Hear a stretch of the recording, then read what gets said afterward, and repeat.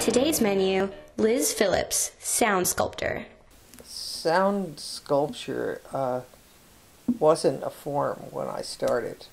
There were video installations, there were other kinds of art installations, but there was no sound installations. There's sound as a primary descriptive material, given the synthesizer and given the processing and sampling, was a whole area that really opened up at the same time as I got started. Phillips was a major player in the beginnings of the sound art movement, working alongside other major artists such as John Cage.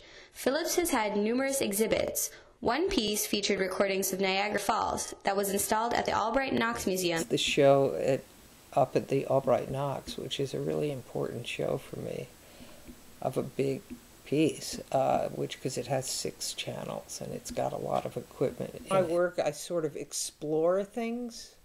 I don't plan to convey things to the audience.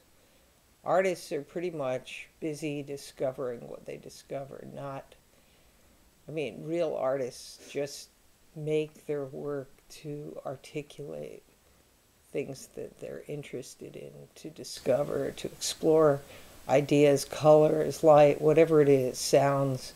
And that's pretty much the way I work. I'm interested in water because of how fluid it is and how much how it flows, how it has waves and vibrations like sound.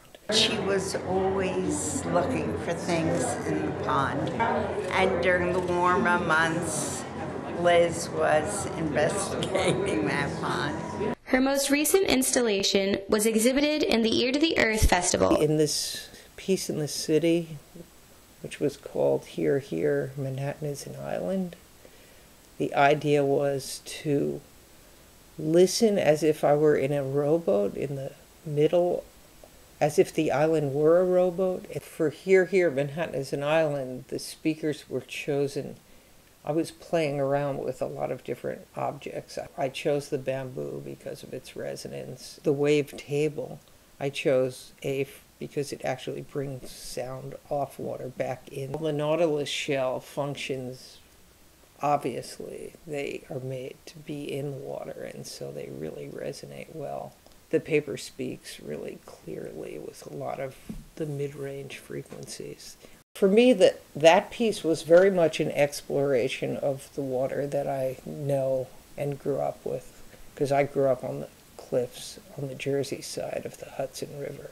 So I've really always been interested in this water and how it changes as it goes around the city. It has amazing tides. With her devotion to the deliverance of sound and her constant inquisition of the world around her, Phillips' prominence in the world of sound art will continue to send good vibrations. Thank God I have a little space now to work on sort of finishing up a lot of unfinished pieces.